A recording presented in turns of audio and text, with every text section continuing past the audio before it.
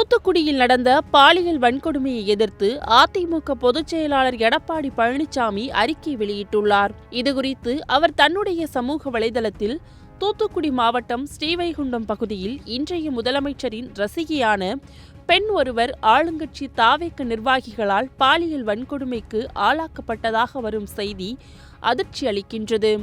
ஸ்ரீவைகுண்டம் தாவேக MLA Saravanan ஆதரவில் இந்த கொடூரத்தை ஆளுங்கட்சியை சேர்ந்த இருவர் அரங்கேற்றியுள்ளதாக தெரிகின்றது. மேலும் இதனை மறைக்க தாவேக எம்எல்ஏ சரவணனே அந்த பெண்ணிடம் அமைச்சரிடம் பேசி வேலை வாங்கி தருவதாக சமரசம் பேசியதாக செய்திகள் வருகின்றன. சிங்கப்பெண் அதிரடி படைக்கான முதல் வழக்கே ஆளுங்கட்சி வழக்கா? அதுவும் ஒரு ஆளுங்கட்சி எம்எல்ஏ இப்படி கேடுகட்டத்தனமான செயலுக்கு சமரசம் பேசுவதை இன்றைய முதல்வர் ஏற்றுக்கொள்கிறாரா?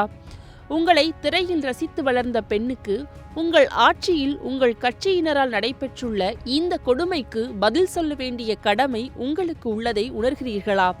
அமைச்சருக்கு தெரியும், மேலிடத்திற்கு தெரியும் என்றெல்லாம் தெனாவட்டு பேச்சுக்கள் வருகின்றன என்றால் அப்படி என்ன மேலிடம்? யார் அது? முதல்வரா அல்லது முதல்வரை தாண்டி ஏதேனும் பவர் சென்டரா?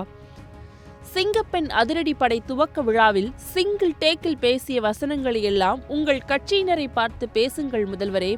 பாலியல் வன்கொடுமைக்கு வக்காலத்து வாங்கி சமரசம் பேசி மறைக்க முயன்ற உங்கள் கட்சி எம்எல்ஏவை பதவி ராஜினாமா செய்ய வைத்து கைது செய்ய இன்றைய முதல்வருக்கு தெம்பு திராணி இருக்கின்றதா?